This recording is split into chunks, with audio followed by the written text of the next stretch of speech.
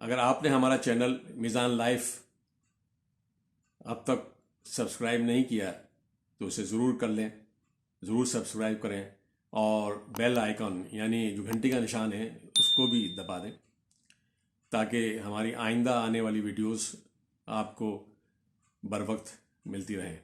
شکریہ۔ بسم اللہ الرحمن الرحیم۔ جو حضرات ملازمت پیشہ ہیں، خاص طور پر وہ نوجوان جو پرائیویٹ کمپنیز میں کام کر رہے ہیں یا آگے کام کرنے کا ارادہ ہے، ان کے لیے خاص ٹپس میں بتانا چاہتا ہوں۔ میرا پروڈکشن مینجمنٹ اور کوالٹی مینجمنٹ میں تقریباً 40 سال کا تجربہ ہے، تو یہ میرے تجربے اور مشاہدے کی بھی باتیں ہیں۔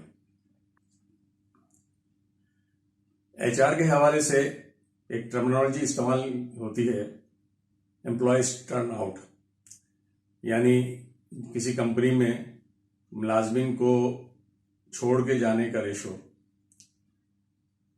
یہ کسی بھی کمپنی کے لیے کوئی اچھی علامت نہیں ہوتی ہے، اس لیے تمام کمپنیز یہ چاہتی ہیں کہ ان کے امپلائیز وہاں پہ دل جمعی سے کام کریں تاکہ جو انویسٹمنٹ کمپنی نے ان کے اوپر کیا ہوا ہے اس کا خاطر خواہ فائدہ ہو سکے۔ اسی طرح کسی بھی امپلائی کے لیے اچھا نہیں ہوتا ہے کہ وہ بار بار ملازمت چینج کرے، یہ بھی اس کے لیے، اس کے کیریئر کے لیے اچھی بات نہیں ہوتی۔ امپلائیز جب بھی کوئی انٹرویو لیتے ہیں اور اس کی CV دیکھتے ہیں تو یہ ضرور دیکھتے ہیں کہ اس بندے نے کتنی دفعہ ملازمت چینج کی ہے۔ اگر شروع کے چند سالوں میں، اگر 5-7 سالوں میں آپ نے 2-3 اگر چینج کر لیں ملازمتیں تو اس میں حرج نہیں ہے کہ آپ کو جمپ مل جاتا ہے، ایک ترقی مل جاتی ہے، لیکن اس کے بعد آپ کو چاہیے کہ کوئی سوچ سمجھ کے اچھی امپلائمنٹ لیں اور اس میں دل جمعی سے کام کریں اور اپنی کارکردگی کو بہتر سے بہتر بنائیں۔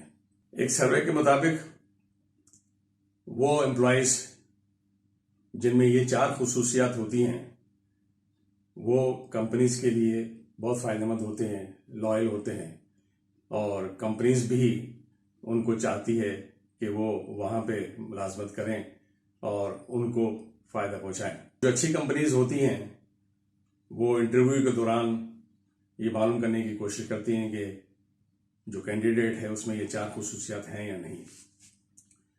پہلی خصوصیت یہ معلوم کیا جاتا ہے کہ وہ کسی بھی مذہب کے ماننے والے ہوں، وہ اپنے مذہب کے حساب سے عبادت کرتے ہیں یا نہیں۔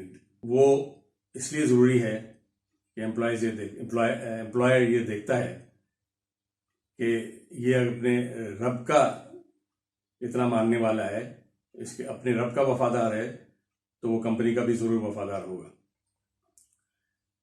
دوسری بات کہ کیا وہ کینڈیڈیٹ اپنی صحت کا خیال رکھ رہا ہے، ریگولر ایکسرسائز کرتا ہے، یہ بھی بہت ضروری ہے، کیونکہ اگر صحت صحیح نہیں ہوگی تو وہ کمپنی کے لیے بھی فائدہ مند نہیں ہوگا۔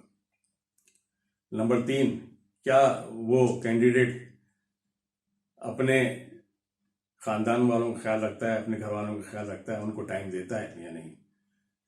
جو شخص اپنے گھر والوں کو ٹائم نہیں دیتا، گھر والوں کا خیال نہیں رکھتا ہے، تو وہ کمپنی کا کیا خیال رکھے گا۔